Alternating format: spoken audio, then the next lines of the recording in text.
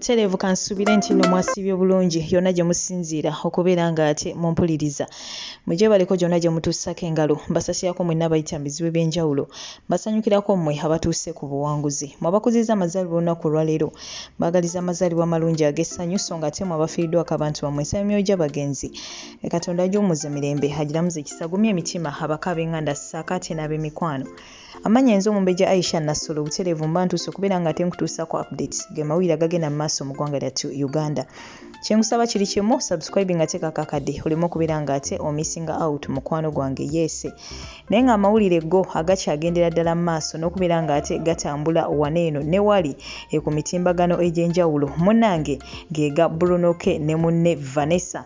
Kati nno wetwogerera ensonga z'omwana zazze ebbali kati nsonga za Vanessa ate munnange na Bruno K. Wetwogerera olunaku olwaleero kigambibwa mbu waliwo ate obutambi obusuubirwa okubeera nga ate buteebwa maaso kaawo. Kasooke nkulekereko akatambi kano then tweyongereyo mu maaso.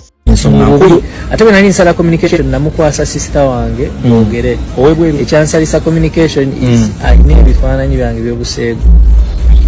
Yes. Bruno kino kyogera mazima njagala nkoting nga munnamawulire omukyala ono maama w'omwana wo alina nude pictures. Yes, which I explained to. Butereevu nga mukwano gwange akatambi ako wokawulidde Bruno K kennyini yakyeyogeredde nti omuwala Vanessa munnange alina obutambi bwe obw'obuseegu. Kati nno twabadde tukyali awo ne wabeerako ekifaananyi ate munnange kye baatusharingiddeko ekyatulaze nti obutambi munnange essaawa yonna buyinza okuba buli mu kkubo bujja era nga munnange bwakututuukako essaawa yonna naye nga si byangu n'akamu n'akeddagala. Ensonga zino mukwano gwange tezinnabeera nnyangu n'akamu. Omukyala Vanessa ye akyavayo mu interviews ez'enjawulo buli omu amuyita avaayo ate ye mukyala ali open nti buli kimu kye bamubuuza munnange abeera ddala open n'ayogera. Emabegako yavaayo awo mu live y'omuntu omu bamuyita MC Ruki bw'atyo n'ayasa ebyama byonna era Bruno K bambi n'amwanika ekintu abasinga obungi ekitaabasanyusa yadde ate abamu munnange ekyabasanyusa wabula ensonga eyo yavaayo n'agenda mu maaso n'okubeera nga ate yeetonda olw'ekyo kye yakola.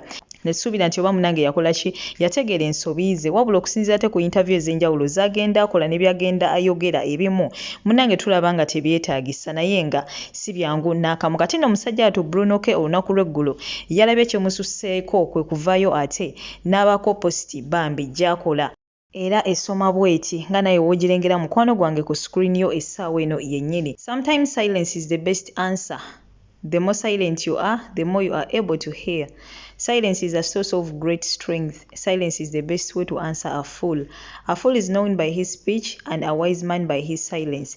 Saying nothing sometimes says the most. When silence is used as a weapon, it can wound even more than words. Silence speaks when words can't. The wiser a man is, the less talkative will he be. The tree of silence bears the fruit of peace. Open your mouth only if what you're going to say is more beautiful than silence. Silence is a powerful tool. You can use it to avoid many problems. Kogama yabadde ayogera ku kusirika nti ebiseera ebisinga nze ngenda kifunzafunza nti ebiseera ebisinga okusirika kwegamba omuntu wasirika yeewala bingi. Ebiseera ebimu bagamba nti omuntu gy'akoma ennyo okwogera gy'akoma ennyo obaolyawo okwanika obuziina bwe naye ate omuntu obaolyawo gy'okomusirika gy'okoma ati munnange okugonjola ebizibu ebimu. So ye yabadde agamba nti ebiseera ebimu kisingako n'osirika naddala nga olaba nga ky'ogenda okwogera tekirina nnyo makulu ge kigenda kukola nga kwegamba we wandisirise kyandibadde kikola nnyo amakulu okusinga ebigambo by'ogenda okwogera. Ye Bruno K agamba nti kiba kisingako munnange n'osirika. Kwegamba omukyala avuddeyo n'ayogera ebintu bingi nnyo nnyini ddala ekireetedde n'abantu abamu ababadde batandise okumuwuliza. Jjukira omukyala ono we yavaayo ng'akaaba amazzi ng'agamba nti Bruno K yeegaana omwana. Bangi baavaayo ne bamutabukira ne bamuvuma nga bagamba nedda oyo omwana si wa Bruno K wabula bangi baavaayo bambi ne basympathizingira wamu naye ne bawulira nga kibakutteko nnyo era bangi ne bamuwa obuyambi. Wabula results we zaafulumye nga ziraga nti omwana wa Bruno K abamu ku abo abavayo ne bavuma omukyalo ono baavuddeyo we batyo ne bamwetondera. Wabula ate n'abo abamu munnanga baali bamuwagidde from the start ne bavaayo ne basaba Bruno K nti ssebo wa omwana obuyambi. Wabula we tutuukidde essaawa eyaleero ku bigambo omukyalo ono byagenda ayogera n'obutambi obusinga obungi abantu bwe bagenda bafuna munnanga ate batandise obaolyawo okusala nga badda ku sayidi ya Bruno K. Bangi bavuddeyo ate ne batandika batandika okubeera nga batabukira omukyalo ono n'abo bennyini abavaayo ne bayimirira naye wamu even before nga DNA tezinnavaayo kati essaawa eno munnange bali ate mu kumukuba bubi nnyo. So bannaye kino kituyigiriza ki? Ebiseera ebisinga twegendereza ennyo nga twogera ku bintu ebimu.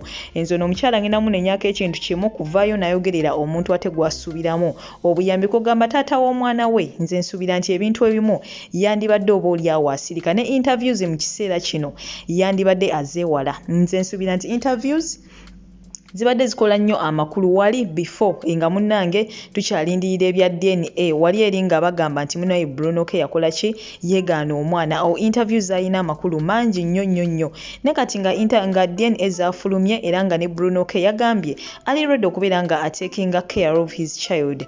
Nze ndowooza nti omukyalo ono bambi yandivudde mawire otherwise ate bino byakola biyinza okukomekereza nga ye kennyini bimusudde ku ttaka. Nze bwe nti omukwano gwange bwe ndowooza kubanga bangi nnyo bavuddeyo jjajja Ichuli ngenda kuba mukulekerako mu maaso kaawo yavuddeyo ate munnange n'atabukira bubi nnyo omukyalo ne bamugamba munnange va mu mawulire oba oliawo interviews aliziddamu Bruno K wali baatuuse ekiseera nga munnaye takyalabirira mwana naye nze ndowooza essaawa eno omukyalo ono kisingako n'ava mu mawulire okuba kati ne Bruno K musajja wattu nga omuwulidde mu katambi k'ensoso okubeera nga ate nkulekerawo ayina fiya nti omukyalo ono ayina nudes era essaawa yonna munnange amwabya.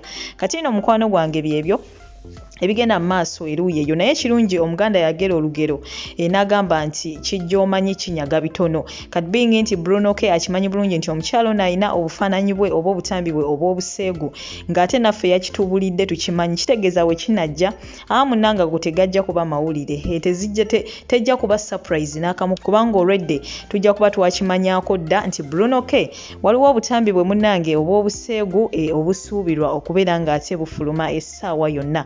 Ngenda kuba nkusiibula essaawa eno yennyini toseetuka kankulekereko ate akatambi ka jjajja Ichuli oba muyite Isma or Lexus. Goodbye for now, toseetuka subscribe nga gwatanaba teekako akadde olimu okubeera nga ate munange omisinga out. Vanessa olaba abantu n'abakuwolereza batandisa otegeera nti you are very dense. You are a dense woman. Oli ku buli live ogenda olasana olowooza abantu bagenda kuwulira ebbanga. Don't be hopeless. Mukiwulira reserve yourself ogenda olasana kati kewazadde omwana ne bamufuna nti wa Bruno K emboozi endala zisiizinga tumata buli live gy'owulidde najja nga asunda omutwe. Bannange mwewala abawala basisha mu mabaala beebo takimanyi nti kati ajja kwetaaga Bruno ebbanga ddene agenda alasana kimanyi night stand we bamubuuza wawulira otya byali bitya naye ali kuli ajejemba kati nga omukazi wati akuzaala omwana ng'omwega abasajja abamu kyebava beegaana abaana b'abakazi abamu be balemesa abasajja obbawasa nga yamwagala dda naye ng'enneeyisa gye yeeyisa yeemulemesezza embaga kati ng'owasa Vanessa empty headed big and empty headed omaze ozzaala omwana bamukkiriza bamuweereza ebintu byonna bitambula. Do you need media? N'onyumya eby'omu kisenge n'onyumya eby'omu ddiiro n'onyumya mukazi kyono empty headed. Vanessa oli empty headed no wonder ojja genda ozaala mu basajja nga kati ogenda zaala mulala n'omulala tolibaako na musajja omu because tomanyi kye bayita controlling yourself. Olina amaalo ovudde buvi eri wenna kati buli wasanga live Vanessa n'olitunuulira eggeege eryo. Bruno K wanzita tujjayo omwana tugende naye watutta. Bruno K watutta. Tetumanyi mwana wa church kyakulesaawo baana ba mukereziya n'ozunga n'abawala b'omukka mu kiro.